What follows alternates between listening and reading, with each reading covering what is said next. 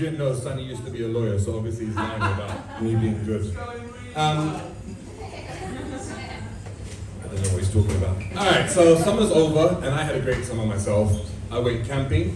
Fucking great. It's not really camping because it was in a camper van, but it was great. Yeah? I wanted to go out there, to be out in the fields with the fresh air, you know, lovely with the cows and the sheep, and no electricity and no running water, no toilets, no food, no Wi-Fi. Now I want to blame my wife for this, I really do, because she's English and she's into those outdoor activities, but it was my fault. I made up the decision to do camping, because when you have a kid, you don't have any money because you spend all your money on their fucking education. Because who needs fucking hotels, right? Hotels are just luxurious and overrated, and who needs room service and someone coming and fixing your bed, and who needs those little mini bars with those lovely expensive macadamia nuts that are just overpriced, and then who needs those little alcohol bottles? Me, obviously. And who needs buffet breakfasts with, like, you know, poached eggs and omelets and bacon and sausages? You're right, getting hungry. Yeah, who needs that? I'm trying to lose weight. I don't need those things. No, it's ridiculous, because once you have a kid and you have a family, hotels are replaced by shitty Airbnbs. Breakfast buffets are replaced by cold manihish from the petrol station. And, like, you know, Deliveroo and Uber apps are replaced by me. That's what I do, that's my job, besides advertising, but we'll talk about that later. Now, I flew, because I have no money, to England via Turkey using Sun Express. See that silence? It's because none of you has ever fucking heard of Sun Express, right? Don't fly, I will explain, right? Sun Express is a shitty budget airline of another shitty budget airline of a shitty budget airline of Turkish Airlines. And they collaborated with another fucking shitty airline called Lufthansa.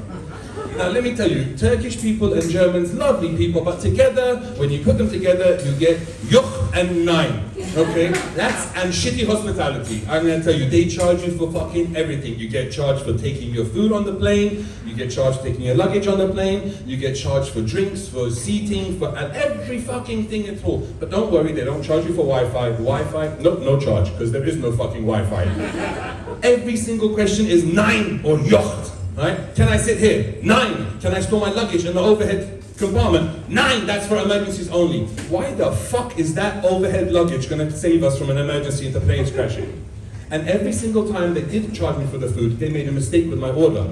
You'd think I would have figured out after 4 times, but they fucked up every single time. They said, don't worry, we'll make it up to you. We will give you biscuits. Onion flavored biscuits. Right? Yuck. 9. Disgusting. I want to use the toilet. 9. You can't use the toilet. Why? Because the pilot's in the fucking toilet. Who's flying the fucking plane? You're going to be smart. Say the co-pilot. No, the co-pilot was handing out the biscuits. The pilot had to fucking fly the plane because he had diarrhea from the onion biscuits. Yes. And have you ever fucking noticed the shittier the airline, the louder people clap when they land? When we landed, people went, yay!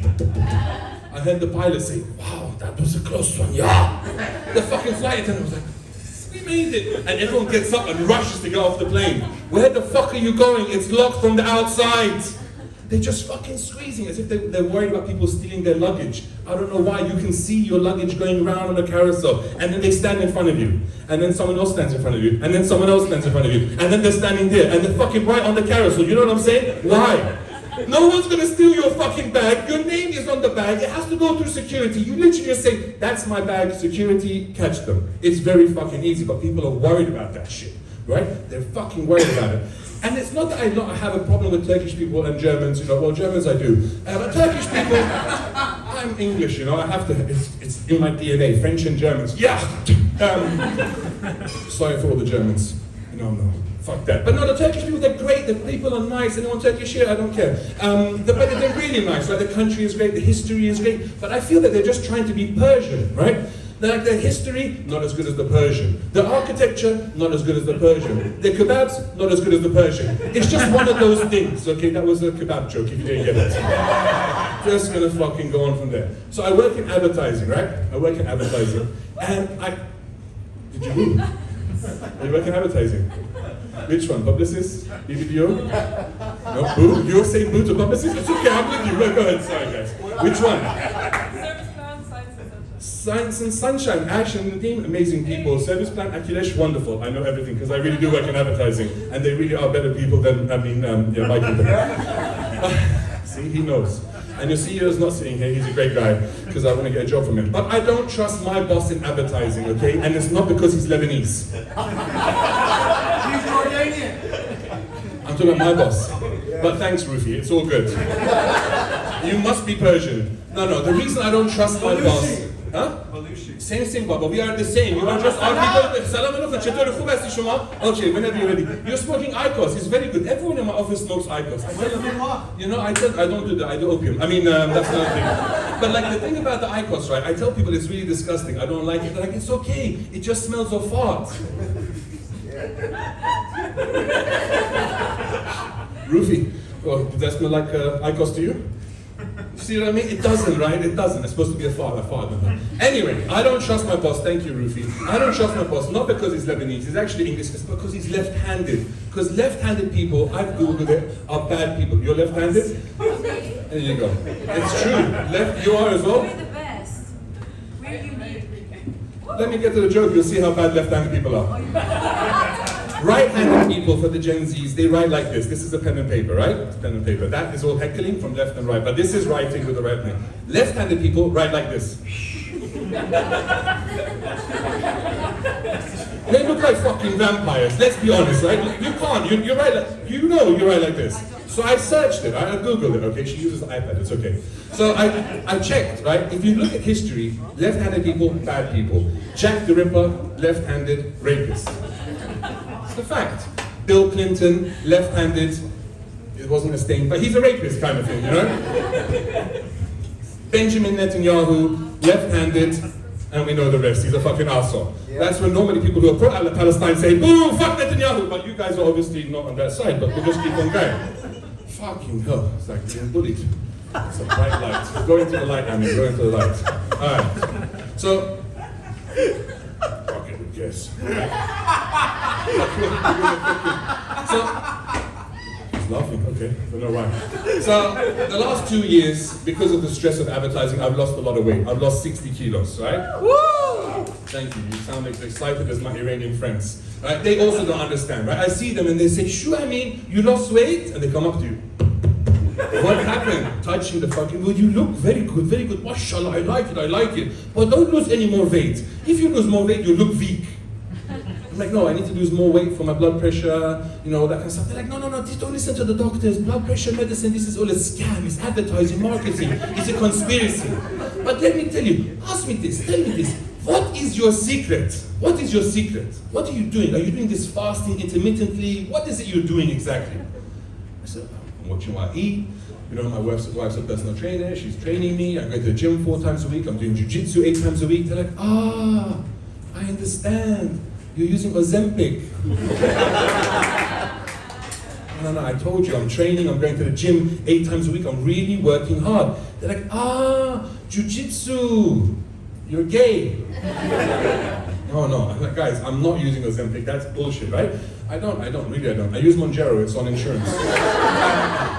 But, you know, I was bullied a lot as a child because I grew up in England and I looked like this. I was born with a beard, they thought I was a terrorist. Like, you know, how should I get confused? Like, you know, they think we're cousins. But they bullied me a lot. They used to call me Ahmed the Arab. Now again, there's nothing wrong with being Arab, but I'm not an Arab. And I came home to my father and I told my father proudly, sadly, I said, Dad, they're calling me Ahmed the Arab. He says, you go back to a school and you tell them you are Amin and you are Persian and you be proud.